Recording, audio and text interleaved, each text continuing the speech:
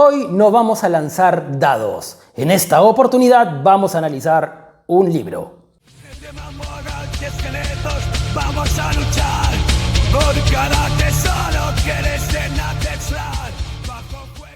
Así es, amigos bárbaros, estamos inaugurando una nueva sección llamada Bonus Track. ¿Por qué le estoy poniendo este nombre? Porque pues además de los 4 videos más o menos que presento todos los meses, generalmente los fines de semana, de juegos de rol o juegos de mazmorreo, quiero agregar, si es que se puede, un video adicional por lo menos al mes en el cual analizo algo que no necesariamente tenga que ver con juegos de mesa o con juegos de rol. En todo caso puede ser tal vez libros, puede ser un videojuego o puede ser un cómic, pero todo aquello justamente pues orientado a la fantasía oscura y que justamente fortalezca lo que yo he llamado de forma muy arbitraria tu mentalidad rolera. Y para esta primera oportunidad traigo una novela que yo la he leído unas 3 veces más o menos, a mí me gusta bastante, creo que también les podría gustar, y se llama Bolhavar. Yo en este caso lo tengo en formato Kindle, es decir, en formato ebook, pero de repente en sus países lo pueden encontrar de forma física, lo cual yo les recomiendo que lo hagan porque a mí me gustaría mucho tener pues una versión física de Bolhavar. Así que vamos a ver un poco de qué se trata esto. Ok, primero un poco de contexto histórico. Como se nota que no estoy acostumbrado a utilizar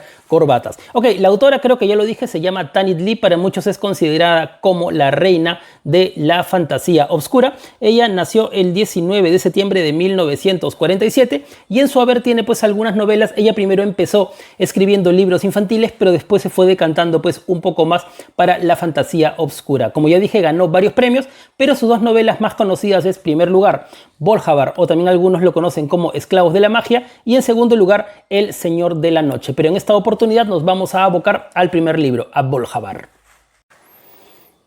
Ok, antes de hacerte la recomendación de que como vamos a hablar largo y tendido de una obra y no va a haber mucho movimiento de cámara o no va a haber muchas imágenes que vamos a cruzar, podrías pues simplemente tener mi voz como fondo y tomarte un café y relajarte, porque en esta oportunidad estamos más relax. A pesar de que esté disfrazado así, vamos a empezar un formato que sea pues un poco más relajado, de simplemente hablar de aquellas cosas que nos gustan a nosotros. Entonces nos vamos al argumento.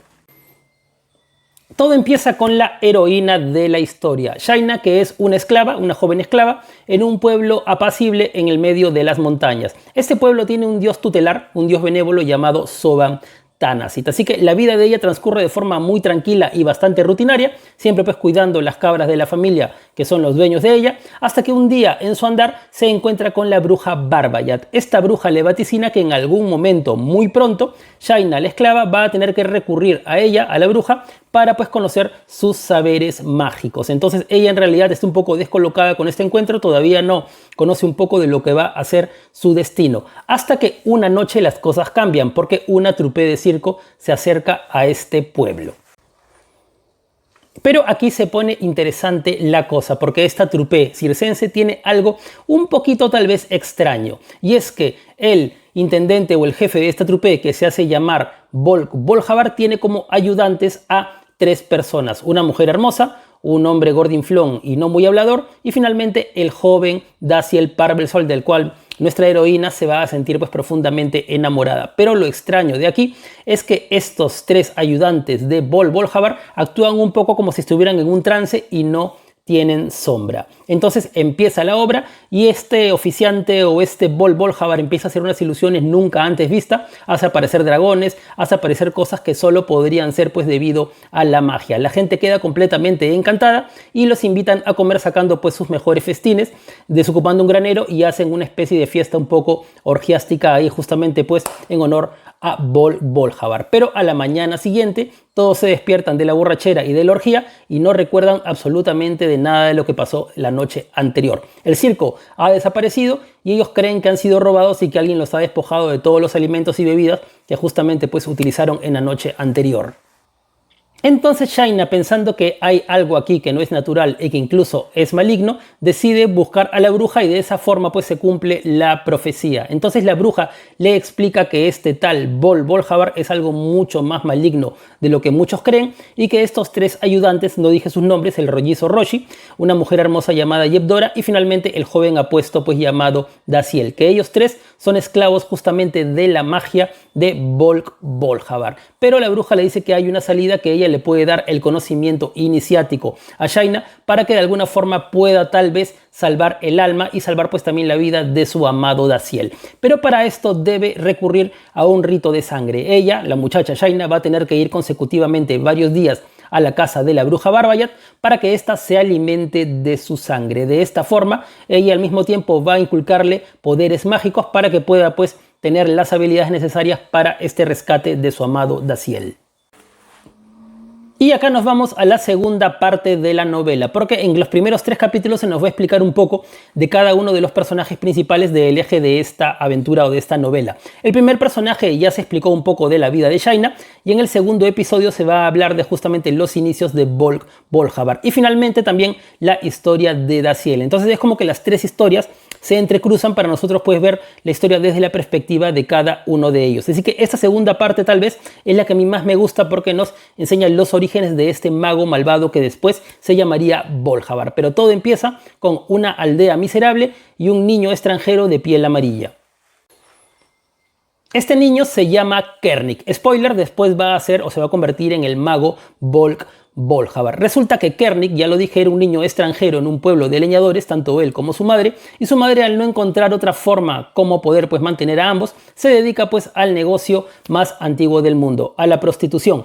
Para esto Kernic siempre había sido considerado como un niño taciturno o un poco tonto, hasta incluso los clientes de su madre se atendían con el niño al costado porque no lo tomaban pues como alguien inteligente, sino como alguien pues como el tonto del pueblo. Así que pasando el tiempo y en algún momento las esposas de los clientes de la madre de Kernic los expulsaron a ambos. En ese viaje ella sería devorado por osos hasta que finalmente este joven llegaría a un pueblo donde sería acogido. Pero el joven Kernic era mucho más inteligente de lo que muchos creían y todo el mundo lo subestimaba. Así que justamente este niño, siempre buscando cómo tener más influencia o más poder en este pueblo, se hizo amigo de forma falsa del sacerdote del pueblo. Entonces el dios tutelar justamente tanto de este lugar como de la aldea donde vivía Shaina se llamaba Sobantanasit, que era el benigno dios de la montaña. Así que justamente él empezó a aprender los secretos de este dios y descubrió que tal vez este dios le gustaría un tributo fuera de lo que le ofrecían pues la gente del pueblo, que básicamente eran frutas y básicamente eran licores. Entonces justamente había un monolito de Sobantanasit y Kernic a solas lo visitaba y él cazaba pequeñas criaturas, pequeños animales, conejos, perros, gatos, los destrozaba con sus propias manos y lo ofrecía como una ofrenda a este dios. De alguna forma empezó pues a despertar la sed de sangre que hay oculto en todo dios. Cuando el joven Kernic sintió que ya tenía algún tipo de influencia con esta deidad del monte, justamente decidió acompañar al sacerdote en su viaje mensual para dejarle pues las ofrendas que se basaban básicamente en bizcochos, en miel y ese tipo de cosas. Pero Kernic ya sabía que el sacerdote al cual estaba acompañando iba a hacer justamente la ofrenda. Así que cuando estaban arriba en la montaña, justamente Kernic le pidió y rogó con todas sus fuerzas al dios Sobantanasit que tomara al sacerdote como una ofrenda y que así despertara su verdadero poder y su verdadera esencia de Dios. Entonces acá se juega un poco con la idea nietzscheana de que, a diferencia, de la idea de Nietzsche en que cada persona creaba su propio Dios, en esta historia los dioses son como que fuerzas de la naturaleza y los deseos o la voluntad de las personas de alguna forma los moldean a su imagen y semejanza. Entonces de esta forma convirtió a ese benigno dios de la montaña en un dios que empezó a estar sediento de sangre y su primera ofrenda humana fue justamente el sacerdote. De esta forma, el joven Kernic, a la hora de ofrendar al sacerdote, adquirió una serie de poderes de ilusión. Entonces, en esta novela, iba a decir este juego, siempre se cumple un poco esta idea de que si es que las ilusiones son tan reales, entonces por ende deben ser verdaderas. Entonces bajó de la montaña, hizo un despliegue de su poder e hizo que la gente se arrodillara ante él. Y le dijo que él era el representante de la verdadera religión y que debían obedecerlo. Entonces comenzó la verdadera pesadilla para el pueblo, porque este joven Kernic, no solo contento con mostrar su poder, quiso convertirse en un dios ante ellos e inició una religión orgiástica a gran escala justamente pues en el pueblo. Y para esto permítanme leer una escena que más o menos grafica todo lo que hace ahí. La gente del pueblo tuvo una tumultuosa liberación. Al poco tiempo la danza y la bebida fueron orgiásticos bajo la mirada del pico. Las mujeres caían canturreando su lujuria en brazos de algún hombre, de cualquier hombre, el marido o el hijo de otra mujer, incluso con un hijo propio, con hermanos y padres. Eso no importaba. Todos servían a Takerna. Takerna es el nuevo alter ego del dios Sobantánacid, pero esta vez pues sediento de sangre. Él lo perdonaba todo, se alegraba con cualquier falta leve. A cambio, Takerna les daba un buen tiempo, abundantes cosechas, peces en el arroyo, deseo sexual y licor. Todo era por generosidad del dios. Takerna era el rey y Kernik su profeta. Entonces acá vemos más o menos el cariz que tiene este personaje, como con otras cosas que ya vamos a ir descubriendo. Este ser llamado Kernik, que después se convertiría en el mago, era una criatura que estaba sedienta de destrucción, pero no solo de la destrucción física de las personas, porque esto para él es algo demasiado simple, sino él lo que buscaba era la corrupción o la destrucción moral de todas las personas, es decir, traer a todas las personas a un pozo de degradación moral tan bajo como el cual él se encontraba. Así que todo iba bien en esta aldea llena de orgías y todo, hasta que en algún momento llegó el mal tiempo. Las cosechas fueron muriendo, las personas morían también de frío, entonces se estaban maravillados de por qué no funcionaban las plegarias al dios que ahora se llamaba Takerna. Entonces Kernik dijo que lo que se necesitaba en este caso eran ofrendas un poco más serias. Así que lo que se necesitaba era un sacrificio humano para aplacar al dios Takerna y que nuevamente entrar a una época de abundancia. Así que deciden sacrificar a una joven del pueblo. Así que ella fue llevada finalmente hacia el altar de sacrificio. Ya estaba todo listo, pero Takerna, o en este caso, perdón, Kernik, no contaba con la participación del amante de ella. Entonces él se abalanza contra el mago y en este forcejeo la estatua de Takerna cae al abismo. Y con esto también acaban temporalmente los poderes de nuestro joven hechicero. Entonces la gente se pone en ese momento en contra del mago y lo persiguen para matarlo. Así que finalmente Kernik trata de escapar y se aleja en el bosque como puede y ahí vive escondido todo el tiempo posible para no ser pues encontrado por la gente del pueblo. Hasta que en algún momento nuestro Kernik, que ya estaba muerto de hambre y estaba casi desamparado, es encontrado por una banda de criminales sanguinarios, de asaltadores de caminos. Así que él de alguna forma entra en gracia con el jefe de ellos, forma parte de este grupo de asaltadores y nuevamente puede pues regar la destrucción y la muerte tanto como a él le gustaba. Pero recordar que nuestro personaje eso le aburría un poco, él lo que buscaba era algo un poco más complejo, él lo que buscaba era la destrucción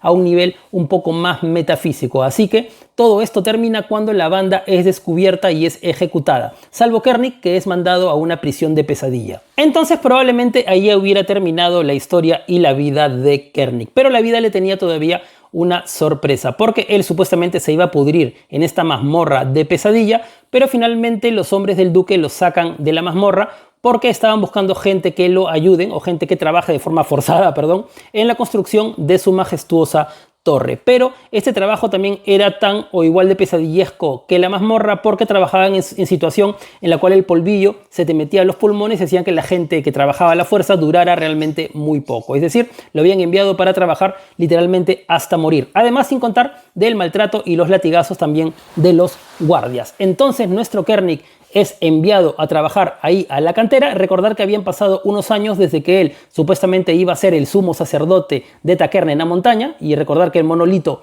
fue arrojado hacia abajo, y este momento en el cual él está trabajando de forma forzada en la cantera. Pues resulta que mientras estaba trabajando y removiendo escombros, se encontró con el monolito, porque él no había reconocido el sitio donde estaba y era justamente las faldas de la montaña donde él había tratado de ser el sumo sacerdote. Entonces él trató de renovar los votos justamente pues con este dios, y al no tener nada a la mano ni nada más que ofrecerle más que su propia sangre, justamente eso fue lo que hizo. No tenía ningún utensilio, no tenía nada para poder cortarse y ofrecérselo, así que se mordió las muñecas y la sangre que salió a chorros fue lo que lanzó encima del monolito pues como una ofrenda. Entonces justamente ese sacrificio lo dejó al borde de la muerte, pero el dios recordó su breve momento de gloria, recordó también su antigua sed de sangre, así que finalmente se fusionó con Kernik para darle forma al hechicero Bolg-Bolja, el cual sus ilusiones son tan realistas que prácticamente pues eran reales. Así que su ilusión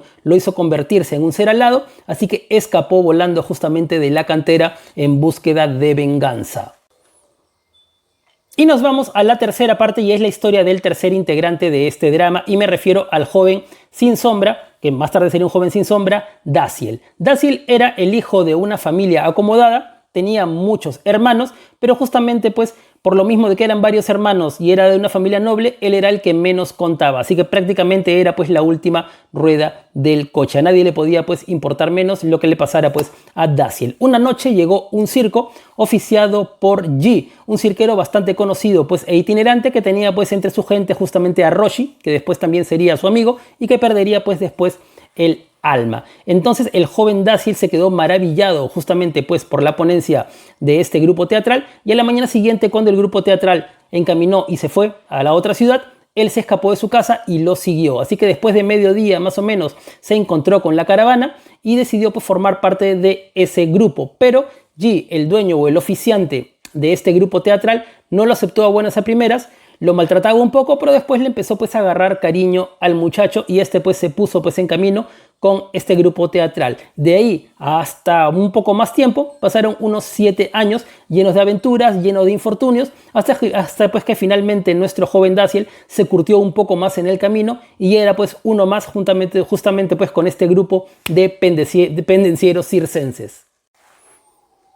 Así que todo iba bien para nuestro grupo de circenses, pasaron, ya lo dije, unos 7 años más o menos, hasta que en su itinerar terminaron en la ciudad de Svatsa, porque esa misma noche se iba a llevar pues una importante noche de talentos. Así que mientras estaban caminando, estaban yendo por el camino descampado, encontraron una torre muy misteriosa y silenciosa donde aparentemente pues no había nadie ahí. Entonces justamente en ese momento se cruzaron con unos campesinos que les explicaron que esa torre les pertenecía a un mago y que no era de muy buen augurio acercarse a la torre. Ustedes que ya han visto esa historia ya se imaginarán de quién era esta torre. Entonces nuestro grupo y también G, que era el dueño pues de este grupo teatral, lanza una bravata un poco en sorna, un poco en broma, muy a su estilo, lanzando un grito pues justamente al dueño de ese castillo que estaba invitado para asistir a la actuación de ellos en la noche. Pero lo que no sabían es que el dueño del castillo escuchó y aceptó la invitación. Esa misma noche, cuando era la noche misma de talentos y el grupo teatral de G estaba presentándose, de la nada apareció un desconocido vestido en púrpura. Ese desconocido dijo que se llamaba Bolhavar y que también sabía pues algunos truquitos tal vez que les puedan parecer interesantes a ellos, pero su mirada absolutamente pues los tenía a todos atemorizados. Entonces Bolhavar le pidió a G que le diera en la mano su bastón o su cetro. Entonces G, muy asustado porque él siempre iba con un cetro de cirquero, se lo dio en la mano pues a Bolhavar. Bolhavar lo analizó, le vio, lo dio algunas vueltas y se lo lanzó de nuevo pues allí. Pero en el aire ese cetro se convirtió en una espada que atravesó allí matándolo. O sea que finalmente justamente este ser tan misterioso llamado Bolhavar desapareció por completo y todos quedaron consternados con la muerte justamente del cirquero que agarró pues a todos por sorpresa. Así que esa madrugada se realizó el velatorio de G, de el maestro cirquero, justamente pues rodeado de todas las personas que habían trabajado con él, las personas justamente de su compañía. Y el joven Daciel estaba pues completamente borracho y también estaba ansioso de venganza. Así que en ese momento apareció una mujer, Yevdora, que justamente pues había acompañado a Bolhavar en la aparición y ella le dijo que ella en realidad era una esclava del mago que se había escapado del control del mago por un momento y que si es que el joven Daciel la acompañaba podían ir a su torre y él justamente en esa noche él iba a estar en un trance mágico, así que era la única oportunidad de acabar con él. Entonces Daciel se lo creyó todo, acompañó a la muchacha al castillo en búsqueda de venganza. Pero como pueden prever, todo era una treta de Bolhavar, así que capturó al joven, él obviamente estaba despierto, le despojó de su alma y también su amigo Roshi, el rollizo, también había seguido los pasos del joven porque lo trataba también como una especie de hijo, así que fue hasta allá y también fue capturado por Bolhavar, despojado de su alma y convertido en una marioneta sin sombra, justamente como la muchacha Yevdora.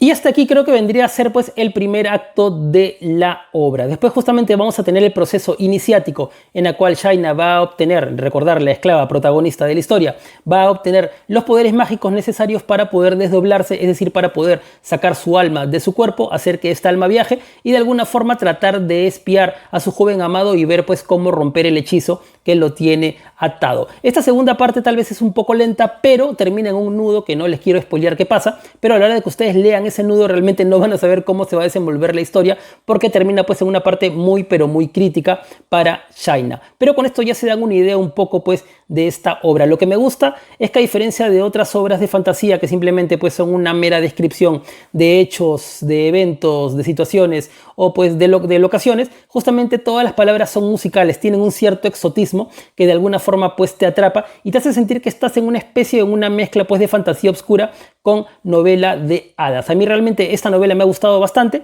es corta, lo pueden leer, creo que tiene unas 130 páginas si no me equivoco, entonces es bastante rápida y bastante fácil de leer. Las situaciones también son bastante interesantes y también la descripción, especialmente la parte en la cual se cuenta la historia de Bolhavar, desde convertirse pues de un niño odiado por todos hasta ese mago que es temido por todos, también me parece creo que la parte más fuerte de la novela. La parte del erotismo también siempre está presente, a pesar de que no es explícita para nada, pero siempre pues todos los personajes giran un poco pues entre la sed de sangre que de alguna forma pues también tiene que ver pues también con esta búsqueda del erotismo. Es una novela que yo realmente se los recomiendo y que también justamente pues puede fomentar ese pensamiento rolero o ese pensamiento fantástico que les va a ayudar pues a sus partidas. Entonces, si es que yo pudiera de repente ver con qué juego más o menos esto me podría dar un poco de inspiración, yo creo que con Kern, porque justamente pues comparte esa mezcla de fantasía oscura y de cuento de hadas, así que si a ti te gusta Kern, probablemente pues también te guste esta obra. Y esto es todo en esta oportunidad. Acá me estoy dando pues un poco la libertad de ser experimental con este video adicional, porque puede ser un contenido que les guste, que tal vez no, así que eso lo vamos a ver en el camino, pero si te gustó, ponlo pues para poder reseñar otras novelas que también de repente te pueden gustar, y no necesariamente novelas, como dije, puede ser un cómic, puede ser un videojuego o lo que sea, pero que esté pues enmarcado un poco en la fantasía oscura. Así que no me queda nada más que decirles bárbaros y bárbaras. Los quiere mucho su bárbaro de cabello abundante. ¡Hasta la vista!